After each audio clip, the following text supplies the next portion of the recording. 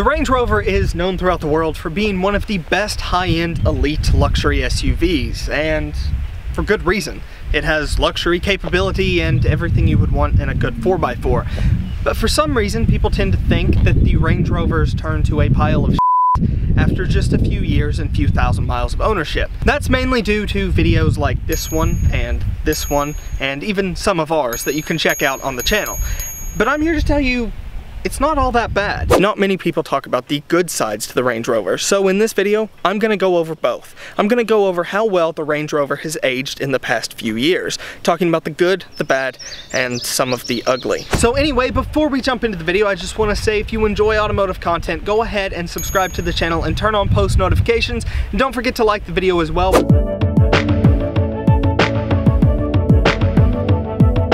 So let's go ahead and jump in talking about some of the things that haven't aged well on the interior. The first and likely the most important aspect of how well the Range Rover has aged is the interior. And that's mainly because that's where you're going to spend most of your time. So let's go ahead and start off with the leather quality and how well it has stood the test of 123,000 miles and 7 years. Now, admittedly, mine has some stretch marks and has some wear and tear, and so do my seats. With that said though, I have driven a ton of Mercedes from the C-Class to the E-Class, all the way up to the S550 that are newer, have less miles, and the leather quality is very, very poor. I've noticed on a lot of old Mercedes, and not even necessarily old, just used Mercedes, the leather quality is in really poor condition. They're stretched, they're torn, and they really just look awful. And overall, the Range Rover does a lot better at withstanding the test of time than something like a Mercedes, which is pretty impressive considering everyone raves about how great the Mercedes is. So honestly, the leather quality, while it has some stretch marks and some wear and tear, it's nothing that's really too bad whatsoever. In fact, I would consider it to be in pretty decent condition. Also, admittedly, I haven't taken care of the leather the way it should have been taken care of the past year, which is user error. But overall, even without conditioning the leather and taking care of it, making sure it's clean, it's held up very, very well. Now let's talk about some of the less impressive aspects of the interior, such as the sun visor clip. Randomly, one day I was closing the sun visor, not with any unnecessary pressure or in any strange way, just closing it like you normally would, and the sun visor clip that holds this in place snapped off. Now that's not a huge deal, but what that does mean is that occasionally I'll hit a bump or this will come out of place and it will jiggle that booty.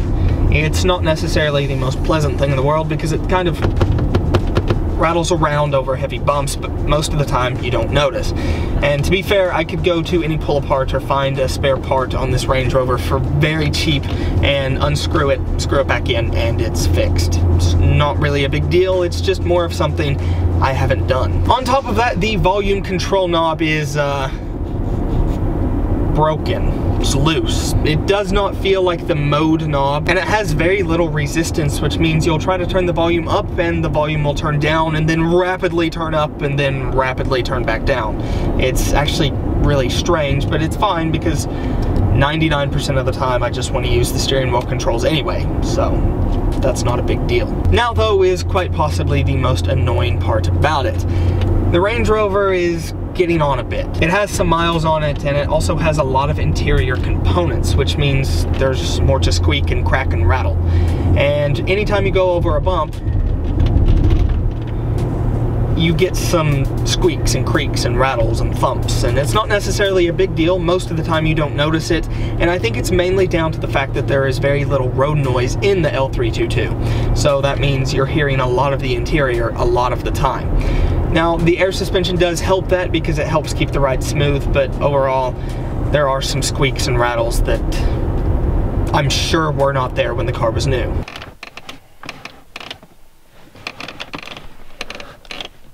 To be fair though, most of the time you don't notice them. However, on a long journey when you're tired, it does start to get a little annoying.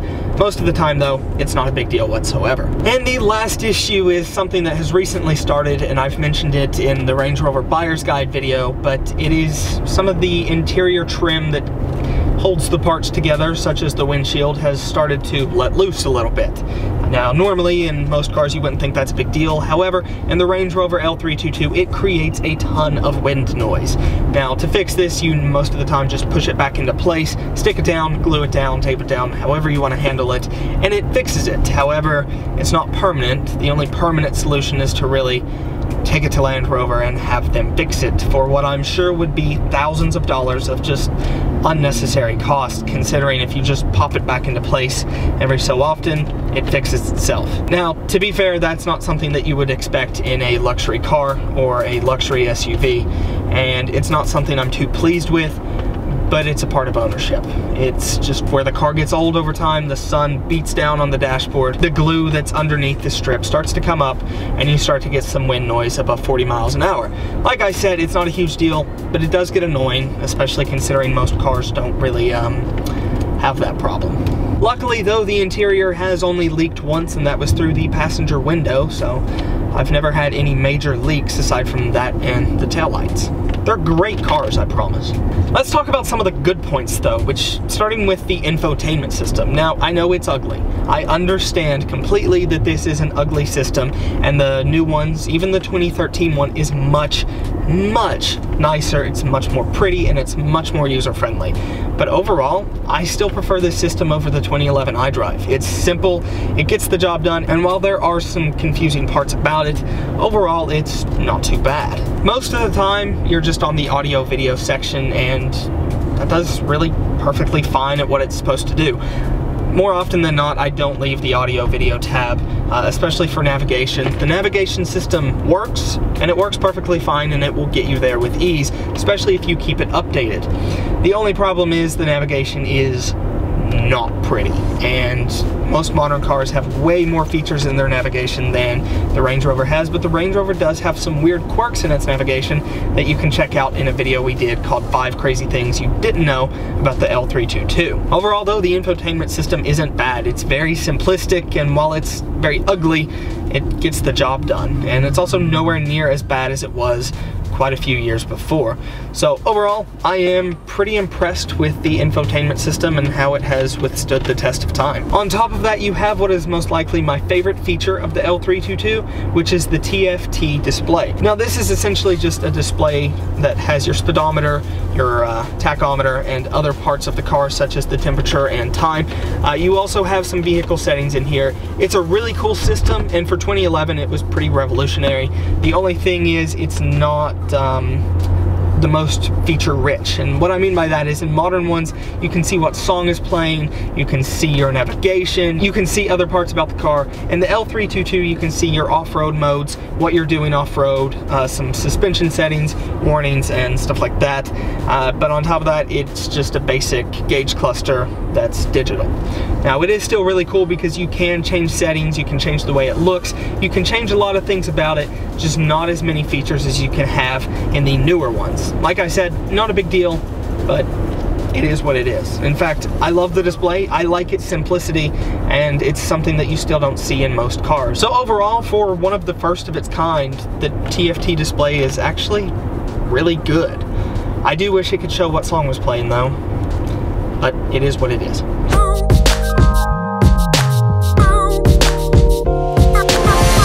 Moving on to the exterior though, there are some panels that I've noticed on every used Range Rover L322 that seem to disappear over time. For example, these rear panels behind me are meant to give the Range Rover its floating roof design, and while that works most of the time, on the older L322 models, unlike the L405, these plastic panels back here are known to, well, fall apart.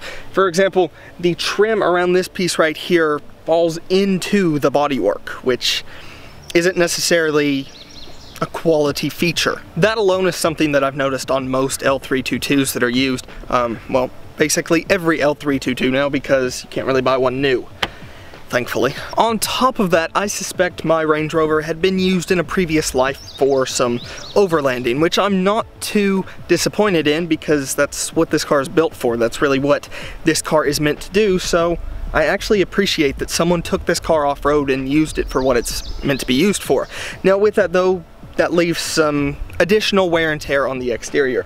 For example, the wheel center hubcaps are faded quite horribly, and there are also some parts on the undercarriage that show some signs of being used enthusiastically, which, like I said, is not a big deal. That's what this car is built for, and it's not affected the engine or performance or drivetrain or differentials or anything like that in any negative way. So it seems like whoever used it knew how to use it, but it also isn't too pretty. Another weird quirk I've noticed about the L322 is that the taillights, specifically their seals, like to crack, which means fluid gets into the taillight and can easily burn the bulbs out. Now, mine hasn't had this problem yet, but there have been times where I've noticed some water and moisture in the taillights, so I assume I'll be replacing those at some point. However, luckily on mine at least, there are no signs of rust or any bad rust, which is good considering, well, anyone who knows Land Rover of past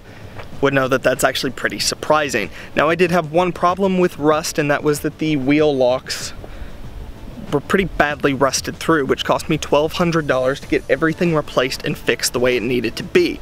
That was a pretty big repair for wheel locks. On top of that though, there is another feature about my Range Rover in particular that doesn't work correctly. You see, Land Rover designed this car in such a way to where you can come out and just very quickly open the fuel filler cap. However, as you can see from the windows, mine is locked, and just for further proof, mine is locked, which means that this little plastic piece inside here should lock this mechanism, this fuel filler cap. Now, the reason for that is because there is a little nipple, we'll call it, that is in charge of locking the fuel filler cap. The reason mine doesn't work is because one day it got bent when I was closing it. Now, that's not a big deal, that is user error, but I can't get it fixed. So my fuel filler cap stays unlocked all the time. Aside from that though, the exterior of the L322 has actually aged very well, especially the later generations that had the updated face and rear. Now, one of the things I have noticed is that people in a smaller town like this tend to think that the L322 is actually a newer model, and it's not. And I am beyond positive that in a bigger city where there are more people and more Land Rovers around, people wouldn't assume that. However, in a town of about 50 to 60,000 people, most people think the Range Rover L322 is actually a new design, so it's aged pretty well in my mind. Now, here's the problem: we don't have very many Land Rovers here in this town that are new. Specifically, we have about 3 L405s that I've seen over the past 2 years.